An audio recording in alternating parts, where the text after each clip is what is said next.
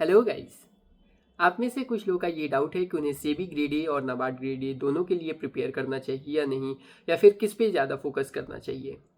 तो देखिए, इसका कोई एक पर्टिकुलर आंसर तो नहीं है। सबके लिए अलग अलग ये आंसर हो सकता है। सबकी कैपेबिलिटी डिफरेंट है, तो सबके लिए आंसर डिफर करेगा। बट ब्रॉडली हम इसको दो कैटेगरी में आज डिवाइड करेंगे, लाइक वर्किंग कैंडिडेट और नॉन वर्किंग कैंडिडेट जो फुल टाइम प्रिपेयर कर रहे हैं, और दोनों के आंसर के बारे में बात करने वाले हैं। तो वर्किंग कैंडिडेट के लिए पहले बात करते हैं। तो उनके लिए है कि अगर वो जॉब कर रहे हैं और फिर उसके बाद आके प्रिपरेशन करने वाले हैं, तो आई रिकमेंड कि आप किसी एक एग्ज़ाम पे फोकस करिए। अगर आपको सेबी ग्रेड ए के लिए प्रिपेयर करना है तो आप साथ साथ नाबार्ड ग्रेड ए के लिए भी प्रिपेयर करेंगे, अपनी जॉब भी करेंगे, then it will be too much for you to handle. और हो सकता है आप फ्रस्ट्रेट हो जाएं, या हो सकता है आप दोनों में से किसी एग्ज़ाम में बेटर परफॉर्म नहीं कर पाएंगे, क्योंकि दोनों का सिलेबस एग्जैक्टली सेम नहीं है। आप नाबार्ड का देखेंगे तो उसमें ARD ESI वगैरह आता है, GA भी उसका डिफरेंट होता है, वो मेरिट सेक्शन है। बट यहाँ सेबी में जो GA आता है वो मेरिट सेक्शन नहीं है, वो सिर्फ क्वालिफाइंग नेचर का है। और क्वांट रीजनिंग इंग्लिश में आपको स्कोर करना है, लाइक दोनों एग्जाम में वो आप कर सकते हैं। तो दोनों का पैटर्न डिफरेंट है, तो इसलिए आपको दोनों अगर मैनेज करना है तो काफ़ी डिफिकल्ट होगा। मैं ये नहीं बोल रहा हूँ कि आप नहीं कर सकते हैं, बट मोस्टली ऐसा होगा कि आपको प्रॉब्लम फेस करनी पड़ेगी, आपको काफ़ी ज़्यादा मेहनत करनी पड़ेगी, या ज़्यादा टाइम आपको देना होगा प्रिपरेशन के लिए। आपके पास कम टाइम है तो आप अपना माइंड मेकअप करिए किसी एक एग्ज़ाम पे और उसके लिए प्रिपेयर करते रहिए। मैं ये नहीं बोलूँगा कि आप सेबी के लिए दीजिए या नाबार्ड के लिए, जो आपको अच्छा लग रहा है। सेबी मोर स्पेसिफिक है टुवर्ड्स IT, वहाँ पे डिफरेंट सब्जेक्ट्स के बारे में बात नहीं करनी है। वहाँ पे सिर्फ क्वांट रीजनिंग इंग्लिश और कंप्यूटर साइंस पे बात होगी, और इंग्लिश डिस्क्रिप्टिव वाले सेक्शन पे बात होगी। बट नाबार्ड में आपको ESI और ARD भी पढ़ना पड़ेगा। अगर आप इसमें कंफर्टेबल हैं तो गो फॉर नाबार्ड, नहीं तो आप सेबी के लिए प्रिपेयर कर लीजिए।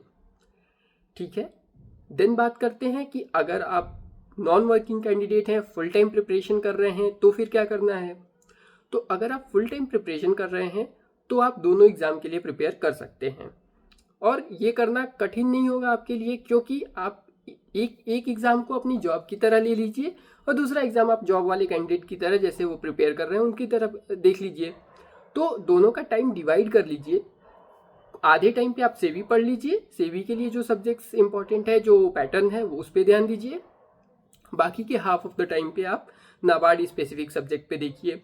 और क्वांट रीजनिंग इंग्लिश तो दोनों एग्जाम्स में सेम ही है, तो आप उसके लिए साथ साथ प्रिपेयर कर सकते हैं।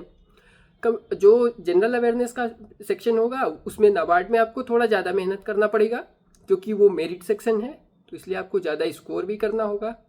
तो इसलिए आप नाबार्ड से जो नाबार्ड स्पेसिफिक जो GA वाले पार्ट हैं उस पर ज़्यादा फोकस करिए। सेवी वाला मोस्टली कवर हो जाएगा आपका, ठीक है।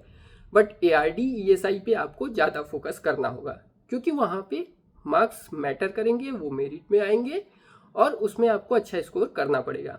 बाकी कंप्यूटर साइंस में भी थोड़ा डिफरेंट होगा, क्योंकि सेवी में आपको मोस्टली MCQ क्वेश्चंस दिखेंगे, बट नाबार्ड में डिस्क्रिप्टिव क्वेश्चन भी दिखेंगे। तो डिस्क्रिप्टिव क्वेश्चन की आपको प्रैक्टिस करनी पड़ेगी, और बिना प्रैक्टिस के आप ये नहीं कर पाएंगे। तो इसलिए प्रॉपर फोकस के साथ प्रॉपर टाइम दीजिए दोनों एग्जाम में, और फिर एक एग्ज़ाम को आप किसी एक टाइम पे लोकेट कर लीजिए। उसी टाइम पे आप उस एग्ज़ाम के बारे में पढ़ेंगे, और दूसरे टाइम पे डिफरेंट एग्ज़ाम के बारे में, लाइक नाबार्ड के बारे में।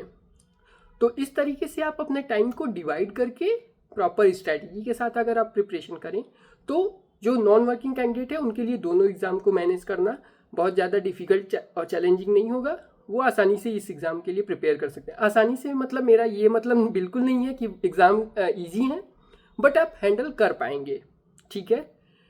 ओके, तो I hope I answered your question. और अगर आपको और कोई भी डाउट है तो you can reach out to me, I'll be happy to help. If you are liking my content, you can consider subscribing my channel. Till then, bye.